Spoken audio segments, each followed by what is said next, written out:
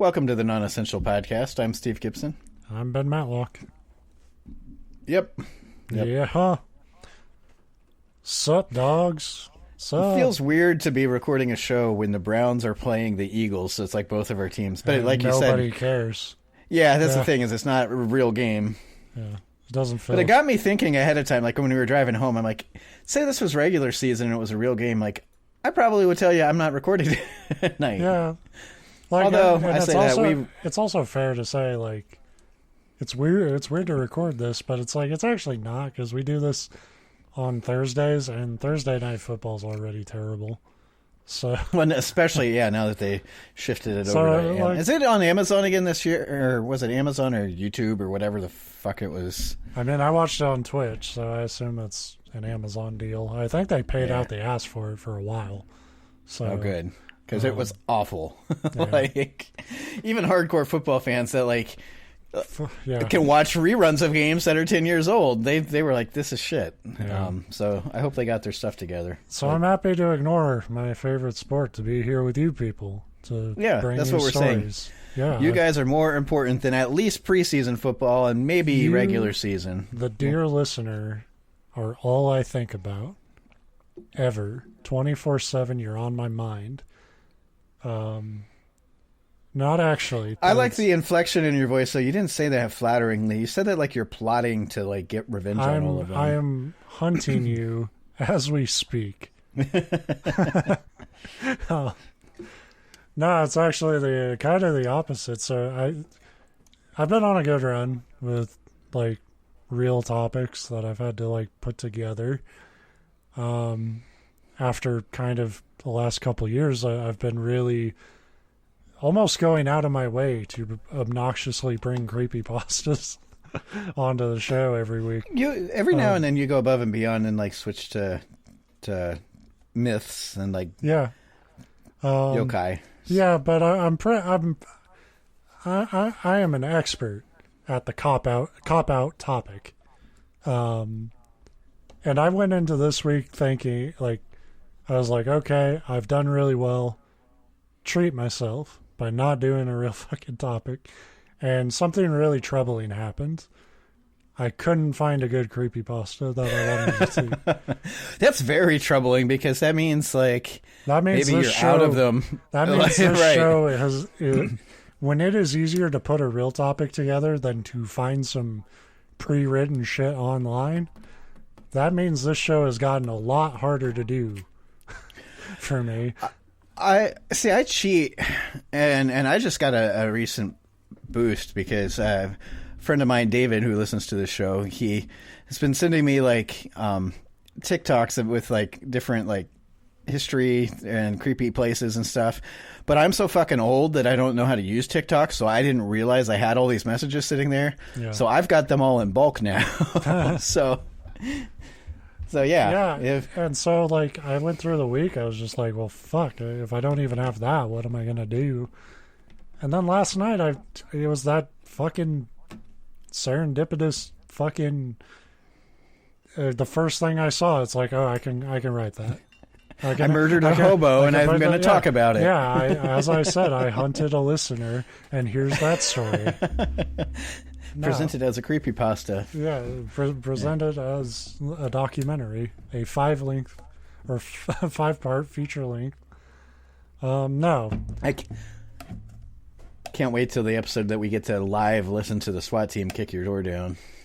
Yeah, we should probably stop joking about that because they're eager to. Everybody, cops are just looking for an excuse for shit. Especially as much as at least me, and I think you're in the same boat, criticize the government. They're like, and that's a segue today because that criticism is not going to get better. You think one day I'll bring like it, but he was a good cop to the fucking show, but no, because that's not interesting. No. And the whole point of this show is to bring you stories that we think are interesting. There's the introduction. Now let's see it. So, and you might have even heard of this guy. It was actually a pretty popular story, but I never knew the specifics of it. So, Michael Dowd. was born on January 10th, 1961 in Brooklyn. He was the third of seven. Nothing good ever came out of Brooklyn. Yeah. You watched. I just had to say that because Brooklyn people, like, that's the best way to have. Like, I think there's already probably an angry mob with pitchforks on the way to my house because that's how quickly they were. Yeah, they had to go to Ohio to buy the pitchforks, though. Yeah, well, that's true. They don't own not a single pitchfork in New York. They had to look up what they were first because they're like, agriculture. That's. I love trash in a fucking city I have never been to and probably will never go to. He was the third of 7 children in an Irish Catholic family. Dowd was a bright kid and apparently a good student. His parents encouraged him to be a doctor. However, Dowd was pulled toward public service like his father, who had been a firefighter. Dowd took police and firefighter tests after he graduated high school and joined the NYPD simply because, as he put it, the police test came back first. Well, yeah, because this would have been 70, probably 77-ish, 78. Yeah, it's like late 70s, we'll say that. Yeah, he graduated the academy at 1982. Yeah, so I can tell you, as somebody who took police tests, because that's my degree and I went through all that, they're not particularly difficult. They were less difficult in the 1970s. It's like, yeah. It's like, here's a diagram of a gun. Which way do you point it? Yeah. It's like, there you go. That's right. At the innocent. And anybody who talks back to you. If you think there's movement, aim. So you graduated in 1982. Imagine the positive impact this smart kid with all the potential in the world was going to have on his community in such a position of power. He pocketed his first bribe in less than a year. Well, I mean, yeah, that shows he's advanced. He's excelling quicker. Smart as a whip. Yeah. Dowd told a man who was facing thousands in traffic fines that he would let him go if the man bought him a nice lobster lunch and paid him $200 in cash. I don't really know how you can have like thousands in traffic fines, but somehow be in the position of like, you know, I can afford a lobster meal and $200 on a moment's notice. I get that. I mean, just picture a single like stockbroker asshole with their car that parks it wherever the fuck they want. Like I 100% get that stereotype. It's like, just pay the fines, man. Like that is somebody with a severe detachment from like financial reality. But it's also so weird to me that, because that implies that this guy didn't offer the bribe to get out. Like, look, man. Dowd just like, you know, I really could go for lobster. Yeah, that's a very specific, like, it's not even like, look, dude, whatever's in your pocket, I'll let you go. It's, I want lobster. Yeah. Give me fucking lobster and some money. Yeah. Well, it worked. I guess coincidentally, the dude's like, yeah, I have exactly $300 to keep putting this shit off. Actually, if you give me a second, I've got a lobster in my briefcase right now. Full of lobster and beer money, Dowd claimed he felt a buzzing feeling and started his true calling, being a corrupt piece of shit. For lobster. Yeah, I wish. I'd love it if he refused to get paid in anything but lobster lunches. Yeah, his nickname on Wikipedia is just Lobster Cop. So, in 1986, 11 officers in a nearby precinct were arrested for extortion. This ended up being a huge scandal, which you would think might have meant like individual officers would watch their ass and get their shit together. But Dowd saw it as a chance to rev up, because in his mind, the NYPD wouldn't want to risk indicting even more of their officers after such a scandal. He was probably right. He was absolutely right. What really motivated him was simply greed, but Dowd kind of claimed a similar line that I've heard from other corrupt cop stories, where he was quoted as saying, "There was a lot of anger in me. These young punks were running around with all kinds of money, and I was broke." Which is like, yeah, they have all kinds of money because they're fucking criminals, dude. And so are you now. So enjoy. Yeah. Well, and it's such an easy line too. I mean, society uses that all the time to be like, well, look, it's not my fault. These other people are bad, and that made me bad. Yeah. It's like, that makes you one of them. Yeah, it's like that is the polar opposite of what your job was. You shouldn't have all that kind of money because that's not what you fucking picked for your life, asshole. Right. Like, maybe you should have gone to doctor's school, Dr. Cop. Yeah, I mean, and nobody fucking bullshit you. That is probably the thing that pisses me off the most about cops is like, we should be getting paid more. It's like, whether you think that or not, nobody lied to you about the wages. Yeah, I had a friend in, I would say a friend in high school. I never really cared for the guy. I thought he was annoying. But he was part of our friend group. But his family had money. His dad was in the tech industry right at the tech boom. And that pissed you off, right? That this young punk had all kinds of money and you were broke. But he was able to like pursue a career that's like more artistic than anything. You know, he went to like one of those creative like schools, kind of like I did, the Art Institute. But then he got a job like just doing like what he wanted to do. And then a couple years later, I saw him bitching about how it's not fair because they don't get paid more. It's like, but that's what you knew they got paid when you went into it. Like, and it's this mindset that it's like, well, I should be able to do whatever job I want, but then make as much money as I want to make too. It's like, well, I mean, and on the one side, I mean, yes, there's plenty of jobs that are whole. Like, I'm not advocating like you shouldn't advocate for yourself for better wages. Like, right. Neither one of us is saying that. And if you want to tell me society is fucking broken about what they value and what they don't value, no shit. Just like look at, YouTubers and stuff and what they make for the dog shit they churn out every day. Yeah. But it's this balance between like, I know if the argument was we're being exploited, like the argument is currently, that's one thing, because they are. And fucking fight tooth and nail and scream about that. That wasn't his argument. He was making what you would expect to make doing what he was doing, but he just felt like he deserved more. He like, well, I should get more money and get to do this thing that I want to do that's a frivolous thing. It's like, that's not how life works. Yeah. Like, again, I don't know really what to tell you. And again, like, if you think everyone in your field is undervalued, that is something to fight for and can be noble.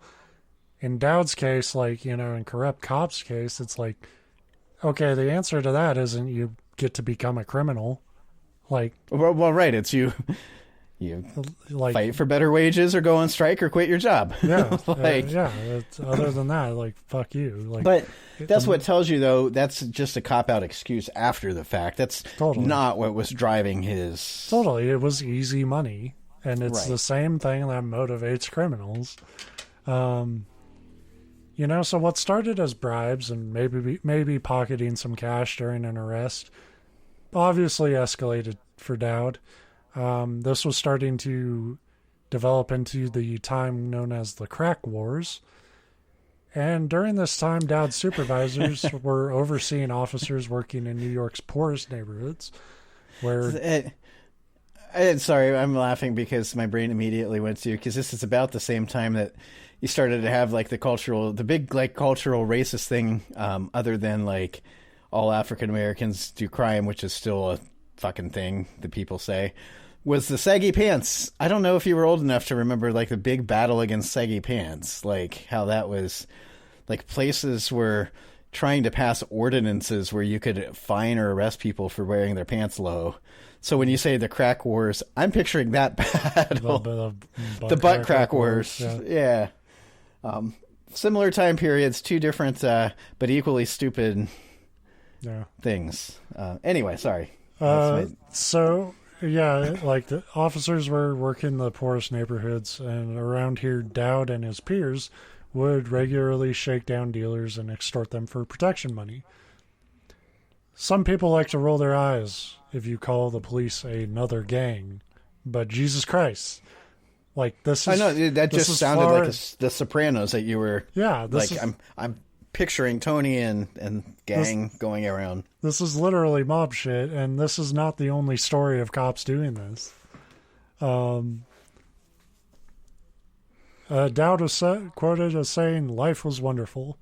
Wonderful, sinful, and glorious. I felt like Scarface, only I was a white Irish boy from Long Island. So not Scarface." And if anything, like you could say, well, at least Scarface didn't lie about what he is or did. Did you watch the movie, or did you just watch the like push it to the limit montage? Because he had a very different life than you. But see, that's the thing, though. It's about multiple things for these people, and sadly, it's the kind of people that get drawn to these jobs because, like you said, it's about easy money, but it's also about the power, just being able to force people to do stuff. It's and totally that's why like addiction to like an ego trip, right? And like exactly, and an adrenaline rush. And that's what these officers that get in all this, well, theoretical trouble, but never seem to have any actual consequences for like shooting people that they shouldn't. It's always, if you go back and like see the situation about, well, I was telling them to do something and they weren't doing it. It's like, okay. Like, they can do that sometimes. Yeah, but that's the kind of people they are, that my word, like they just get off on being able to being top dog. And that's, so I think from what I've heard so far, and you've got your whole story that I keep interrupting, but that really seems like this guy's motivation too. Free money and like the celebrity almost of the, like, yeah. Yeah, and we'll elaborate on that a little bit more as we sort of see how his career in crime developed. Around this time, Dominican drug dealer Adam Diaz eventually noticed Dowd and brought him into his operation. Diaz would use supermarkets as fronts for his drug business, which to me it's like, you don't need crack to succeed there. Just wait for fucking Kroger to buy you and you'll be rich and in the pharmaceutical business. Diaz wanted Dowd to be his inside man to give him a heads up on outside threats. Dowd agreed for the price of $24,000 up front and a weekly salary of $8,000. Yeah, and when I hear these numbers, like, because I did that story a while ago about the New York's mob cops that, different than this, they were like hitman, but same deal, cops that were really mobsters. Although that was more, they were mobsters and they got on the force. This guy is just like, I'm on the force, I'm going to be a whatever. Yeah. But my point was going to be, you hear the numbers and they're like, oh, and they knocked this guy off for $4,000. You're like, what? That's it? But then I got to remember, you could like buy a house in 1980 for $4,000. So, like, even by today's standards, a weekly salary of $8,000. Oh yeah, that's pretty. Like $24,000 up front, and then a weekly salary of $8,000. At that point, Diaz is just trying to like push money he can't launder onto you. Yeah, well, and that's the other dumb thing, and maybe this is where this is going too. But you see that a lot because the person getting the money is like, this is great, and it's like, yeah, they're setting you up as the fall guy because it's going to be very obvious to track that. And but well, he wasn't being set up as a fall guy. He just apparently he commanded that much fucking money in negotiations. In fairness, what he asked for was 3 lobster meals a day, and they're like, fuck that, we're just giving you money. I'm not taking this fucker to lobster every day. You slurp the shit out of that. It's obnoxious. I'm not going to lunch. Yeah. Like, the lobsters fucking cringe every time we go in there in the tank. You're embarrassing as fucking that little plastic bib that you wear. Yeah. like, just take some money. He makes me do the, like, here comes the train shit with him, and I hate it. Choo-choo. In return, Dowd warned Diaz about police raids and even began robbing Diaz's competitors. He would give dealers guns and badges to pretend they were cops. He planned kidnappings. And for some reason, he even just helped them steal food from a church meant for the needy. Yeah, why not? In case you just wanted to like this asshole for some reason. Like, you'd be like, yeah, damn the man. Like, whatever. It's like, oh, no, he like made sure that, like, no, I'm completely evil. Well, although to pump the brakes here, in fairness, as somebody, like I said, I went through both university and then a police academy. it becomes very quickly apparent that between being a police officer and being a criminal, the criminal's way better. And I think he realized that, like, after he got on the force, he's like, fuck, I picked the wrong side. Well, stay with me. Okay. We've done a lot of stories where that is true. I would argue this is probably not one of them. I guess it depends. Like, is a good 5 years worth of shitty 10? Well, yeah. But we'll get there. At one point, Dowd found a man who robbed Diaz's cartel and turned him over to the dealer rather than arresting him. We're sure that guy went home safe. Yeah. He just wanted to talk. Yeah. So at that point, you're, complicit in, like, murder. Murder, yeah. All the while, Dowd was getting stellar performance reviews from his superiors due to his, quote, excellent street knowledge and good career potential. Oddly, you haven't made a single arrest, but you know a bunch about crime. But damn, you know all the slang. You and I have seen our share of mob movies, and, especially Goodfellas. We talk about that movie a lot. So I love that you say that. I've literally seen Goodfellas and Sopranos, and that's about it. But you've seen those, you've seen them. Well, and I've read a lot about mob stuff. We're mob. I don't want to say mob adjacent because that makes it sound like we're part of them. We're mob informed. Yeah.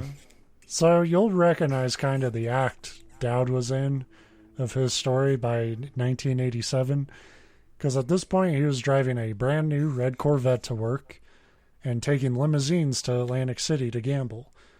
He had 3 houses in New York and a condo in Florida. Typical cop salary shit. Right. At this point, he was a full-blown dealer himself. He was selling 28 kilos to the biggest dealers and selling 7 kilos just on the street on it by himself. For those of you that don't know, like, about drug, like, quantities and values, that's a total of 35 kilos. You nailed it. Street value $8 billion. I have no idea. No, I don't know either. Yeah. But Dowd claimed that by the time he was caught, he was making $68,000 a week. That's pretty good. Well, he was like, we just see the dollar sign there, but to me, that actually makes you kind of a pretty terrible criminal, because you're making more than you could ever hide. Well, yeah, and I almost said something at the beginning about, because again, to flash back to the Mob Cops episode, and I forget their actual names because it doesn't matter. But it's very kind of similar storyline. They were just the literal criminals, but they were detectives, but that's how the one got caught. It's like you have all these other cops doing quote unquote the same job, but this one cop that's getting all these kudos is like showing up in $2,500 suits, like new ones every day, and they're like, wait a second, what the fuck? Again, the people that are responsible for figuring this stuff out and arresting you know how much money you're supposed to make. And like that insane type of income only works if your operation can launder that money and keep a low profile, and Dowd could do neither. Like, apparently he was so fucking rich that he just forgot to pick up his police check sometimes. So it's like the people in charge of holding your check see you coming in with like a fucking Corvette and stuff, and it's like, we know you're not making that money here. Like, right. And I mean, he had to have some kind of shitty, flimsy cover story, because somebody would have had to say something. He struck me as the type of dude who'd just tell you, like, I got it gambling, Oh, that's what I mean. Like, I'm sure he had his go to whatever, or just, my family's got money or something. They're like, no, I don't. Like, around this time, a new officer named Ken Urell had just joined the precinct, and he was warned by fellow cops that, stay the fuck away from Dowd. Like, he's into shit, you're gonna get in trouble. Yeah, that's the thing, is it's obvious. They all know what's going on, but they're not going to do anything about it. Totally. Like, it's fuck, I forget his name, but it's like Denzel Washington's character in Training Day. Everybody knows. Dude's fucking dirty, But it's that same thing. I was like, if nobody asks, nobody's saying shit. Ken did not listen because Dowd was rich, and up to this point it had been years and nobody seemed to be fucking with him. So Ken became his partner, and the two were responsible for protecting the daily operations of the Diaz syndicate. In 1992, Dowd was firmly addicted to this lifestyle he had built for himself, even though his wife was telling him, like, stop this shit. It's not going to end well. Well, his main wife was telling him that. Yeah, the other three. Yeah.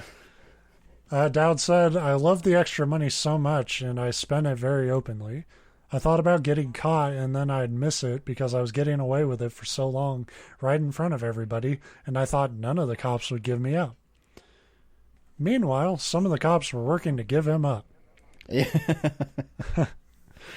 Suffolk County investigators had intercepted phone conversations between him and a local dealer, and on May 6, 1992, police barged in a drug house Ken Urell was supervising and arrested him.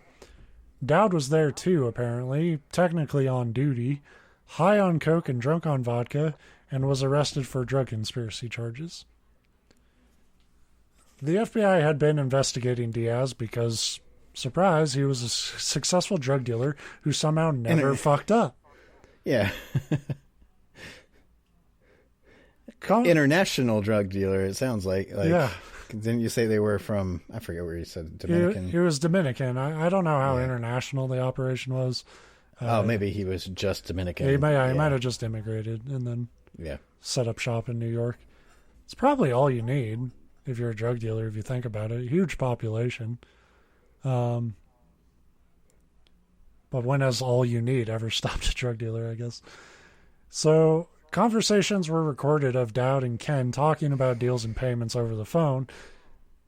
I guess I don't know for sure, but I feel like 1992 wasn't like so early in like drug busts that cops should have needed to be told not to talk about certain shit over the phone. Yeah, but some people are just stupid to think. Well, and I think a lot of it's that, and this is what always happens in these cases too. The guys in your department and in your precinct, they look the other way just because of the bullshit. Like, we don't want to turn on one of our own. But when your operation's as big as this, you get the attention of other departments, either federal, but even if it's not federal, just neighboring, the stadies, the sheriffs, other cities, and they don't fucking give a there is some of that. There's a lot of that, like the Blue Brotherhood or whatever the fuck they call it, but it's a lot weaker of a bond when it's not your own actual department, because especially when it's this kind of criminal activity, because there are police that do care about doing the right thing, and it pisses them off that one of their own is part of it. So that's what always gets you. Like, but anyway, my point was going to be, you get so comfortable thinking nobody's going to turn me in that you don't care. You're not thinking about your phone calls being recorded. So Dowd and Ken faced 25 years each for their charges. After they got released on bail, the two of them met up to reassess their situation. Well, things seem good and fucked. Yeah, seeing this as the perfect opportunity to talk about more crimes they could do, Dowd explained a plot to abduct a Colombian woman who had apparently stolen $200,000 worth of cocaine belonging to a dealer. By capturing her, Dowd would be paid enough to run away to Nicaragua. I would kind of think that he would have enough money currently to do that, except for, I guess maybe they probably seized his bank accounts and assets. I don't know how much it costs to run away to Nicaragua. I guess if you want to bring your Corvette with you, that's a little more. Yeah, that's true. Without the car, I think it's like $780. But if you ever try to transport a car, it's So, surprise, Ken Urell was wearing a wire during all this. Dowd said, in the beginning, of course, I was hurt. I felt betrayed. It still hurts when I think about it, but I got over it, even though it still hurts. He got over it. That's exactly what the way that you say it, if you're actually over it. But it's fine. It hurt. I'm a little hurt.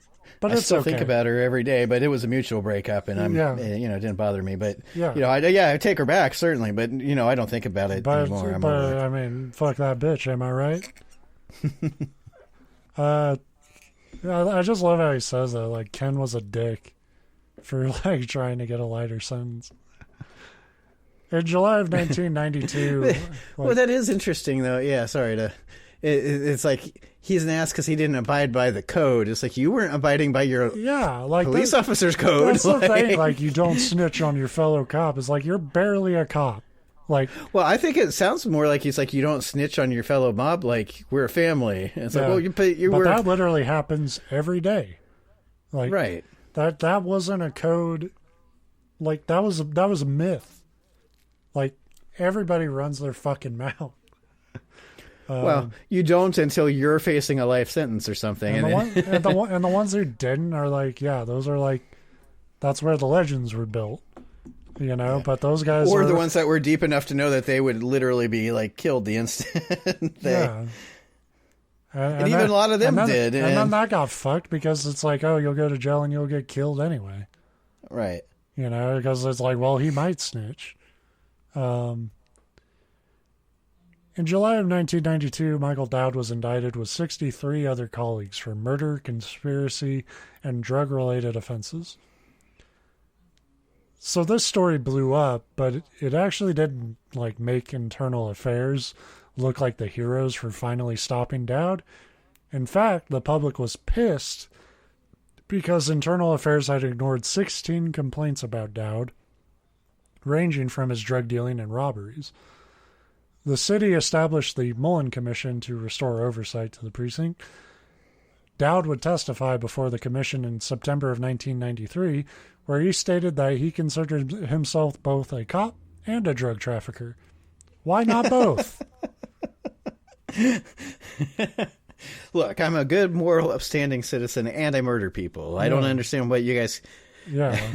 I'm kind of picturing the Office Space scene now where he's trying to explain his job. He's like, I'm a people person. I'm telling you, I arrest people for traffic violations and sell crack to children. It balances out. Morally, it's a wash. In 1994, he was convicted of racketeering and conspiracy to distribute narcotics. He was sentenced to 16 years. He served 12 years and 5 months. While he was in jail, he worked as a peer counselor, worked out, read, and ran the addiction and suicide prevention programs. I'm a little confused because he was initially charged with 25 years, and then when he was out on bail, he goes back and only gets 16 after, plotting to commit more crimes? Yep. It's like, look, you clearly didn't learn your lesson, so maybe if we lighten your sentence... I mean, it's that thing where it's like it's up to 25 years. Yes, I guess that's true. And the story I read didn't touch on what Dowd might have given up. So it's possible he might have been good and fucked, and then he gave up more to soften the blow.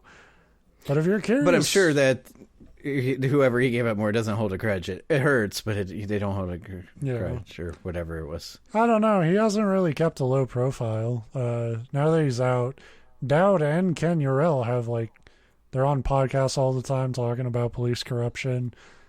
Ken Urell has a YouTube channel,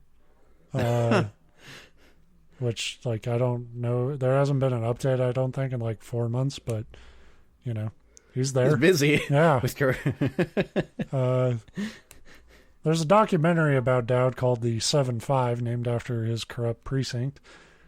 And his story is also being adapted by Sony Pictures. So, but you don't need that because I just told you the story, so you're good now.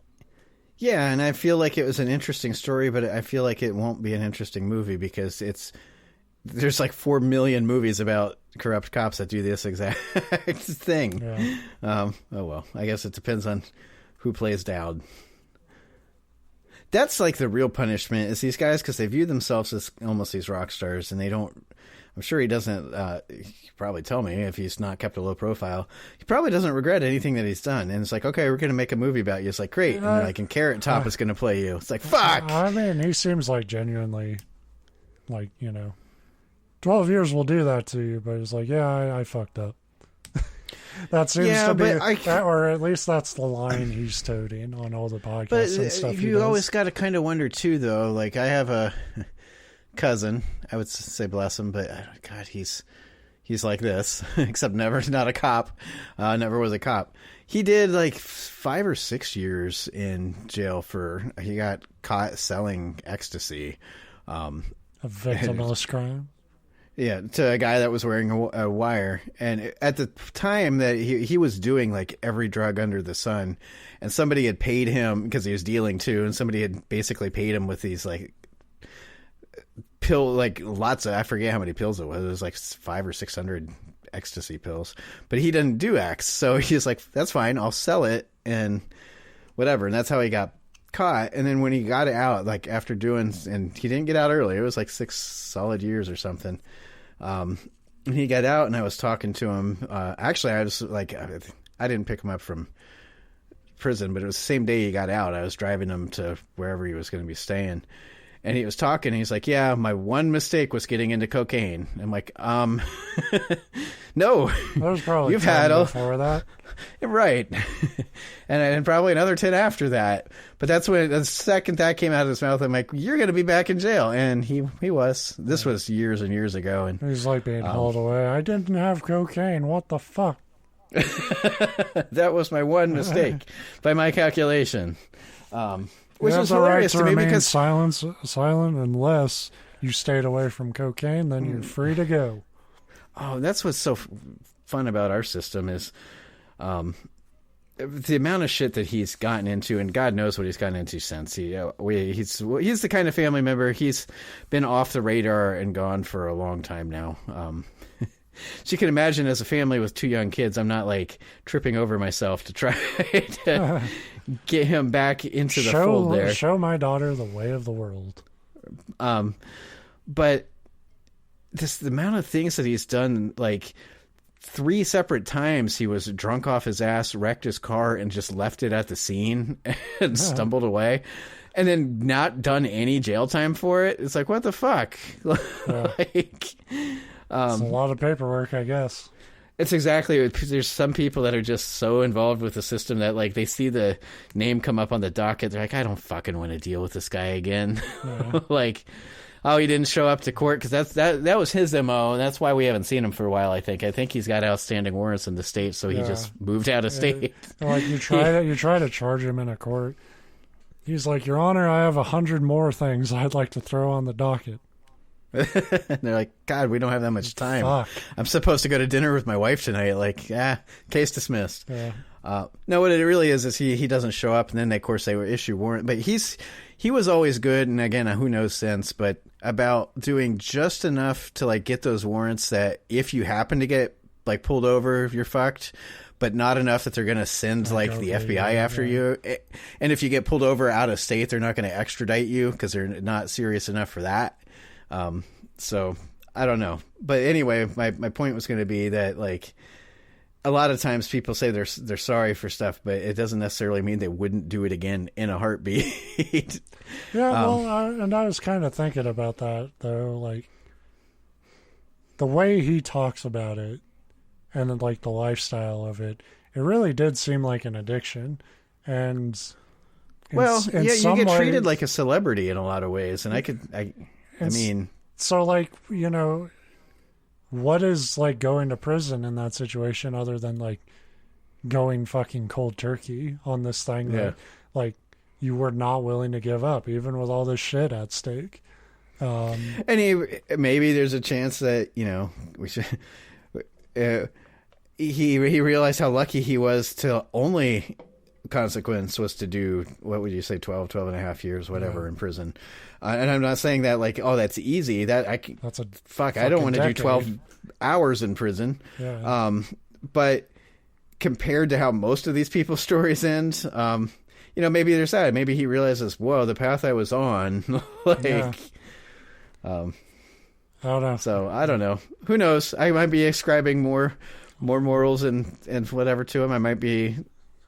Or maybe they just beat some fucking morals into him. That's something you also have to think about. Like, you're a former cop, and now you're in there with everybody you pissed off. Yeah, that's got to really suck, because you're in there with criminals that are not going to hate you because you're a former cop, but also the jail personnel are going to hate you because you were a corrupt cop. Yeah. Like, you don't probably have a ton of friends, I imagine. Although I'm picturing...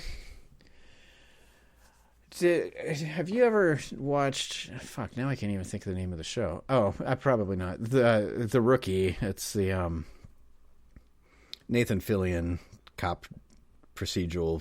No. Whatever. There's a character on there, and he's like a serial... I don't know that he's a serial killer, though he has murdered, but he's just this like narcissistic... and God, I wish I could... I'm so bad with actors' names. The actor that plays it, it's so fucking perfect, because like everything's just always a joke to him, but he's always looking for the next angle. And so he can make friends with anybody. I'm like, if you know, maybe that's this guy's personality. Like, he got in jail and people are like, you're a cop. And he's like, yeah, let me tell you a couple dad jokes. Now you like me. Huh. I don't know. But it is amazing, because we've touched on it before with other criminals, where think about this guy, even if he got into doing what he was doing, but did it sensibly and reasonably, he may still be getting away with it to this day. Yeah. But it's what always seems to be the downfall of successful criminals, is that they just always want more and more and more.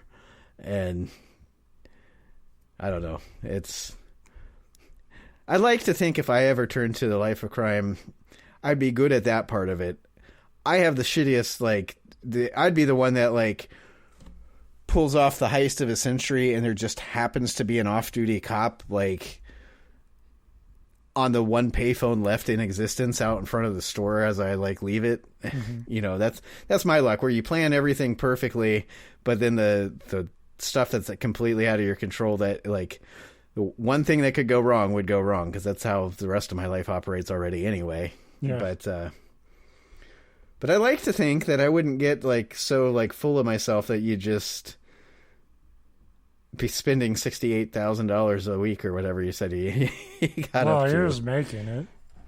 Yeah. Which means he was probably spending $100,000. Well, yeah, dude. So, yeah, that's Michael Dowd. Dowd. And that's me. I like the name Michael Dowd, because that sounds more like the name of a cop that would be in like a Lethal Weapon movie, like on the protagonist side. He's like Gary Busey's character. He would like fight Riggs at the end. In fairness, Gary Busey is kind of what I was physically picturing, which I'm sure is not, because you said he's Irish. Sure, yeah, Sony, if you're listening, we got the guy for him. Yeah, even though Gary Busey is currently about 5 decades older than the character would be at the... But it doesn't matter, he's Gary Busey, he can fit any role. And at least 2% more insane. At least. But yeah, that's I'm going to go call Gary Busey. We'll be back next week with Gary Busey. Just taking the show over. Oh God! If you get him to come on our show, warn me, because I don't think I could deal. Like, not that I don't like him. I don't think we'll have to deal. The goal is just put a mic in front of him and we walk away. That's true. We wouldn't have to do a lot of talking, would we? I told you that I can't do creepypastas anymore. The show's over. So stay tuned next week when Gary Busey sends us off in a fitting way with a 52-hour ramble sesh. That'd be pretty sweet. So, yeah, check it out next week, but it won't be that. It better be that.